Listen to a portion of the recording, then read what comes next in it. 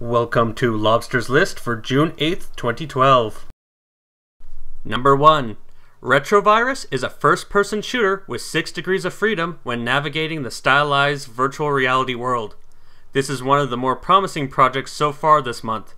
You might know Cadenza Entertainment for its previous release, the turret defense game Sole Survivor. The campaign can be played cooperatively with Team Online Deathmatch, and it has a competitive multiplayer mode that plays like the Dota genre. This studio likes to design its games to be LAN party friendly, with modding tools planned to be released.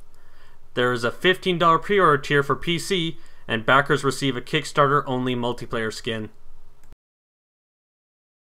Number 2. The Crystal Catacombs is a mixture of the roguelike genre with a Metroidvania platformer. It has a catchy chiptune music to it and colorful pixel art. The player can use swords, whips, axes, bows, and magic while exploring a fortress with portals to other worlds. Artifacts can add additional abilities and perks. For replayability, the dungeons can be procedurally generated with at least 20 different bosses in the game and randomization of item placement in rooms.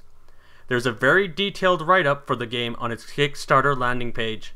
Backers at $10 get a pre-order. Number 3. Quest for Infamy is a point-and-click adventure game for PC and Mac. The story is about a man trying to outrun his criminal past and realizing something is odd about the small village he has escaped to. There's a playable demo out now. For a $10 pledge, you will receive a digital copy of the game DRM free. Backers can also print off insert art to slip into an empty DVD case to have something to display on their shelves. Stretch goals for the project are including a translation of dialogue into other languages, expanding of the game's content further, and porting to more platforms like Linux and mobile devices. Number 4. Reaction Mass is a 2D arcade shooter with chain reactions of mass explosions. This is footage from the alpha used to test the ideas before it was shelved 4 years ago. Levels are potentially chained together into a story from a map screen, with the idea that each zone selected will have different enemies and bosses. All backers from $1 and up receive a download of the game for PC and Mac, and at $5 there's a pledge level for becoming a beta tester and getting mentioned in the credits.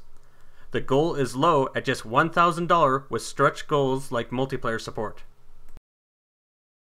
Now onto honorable mentions. OuterEdge is a voxel-based sandbox game with elements from first-person shooters and tower defense games. The player must manage a fortified settlement on an alien world. There's a $10 pre-order tier.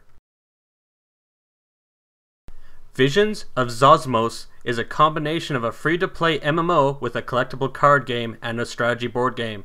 It is using the hero engine also used by Star Wars: The Old Republic. The $10 tier has 3 digital card booster packs, backer status in the forums, and mention in the credits. There will also be a backers tournament with the opportunity to win rare items.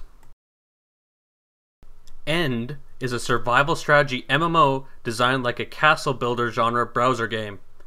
It is set in a world suffering from a zombie outbreak.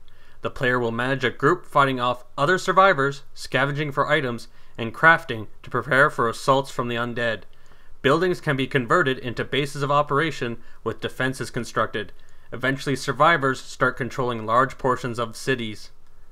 The project already has its art assets and a detailed game design document, but all the interfaces you are seeing are just mock-ups, with Ghost Legion Studios seeking funding for the programming stage of development. It gets an honorable mention for the effort they've done playtesting the system on paper, but with Dead State already on Kickstarter this week, the competition for zombie fan dollars will be hard. $15 gets a backer beta access and an in-game icon recognizing him or her as a Kickstarter contributor. Thank you for watching, and I hope this helps those projects.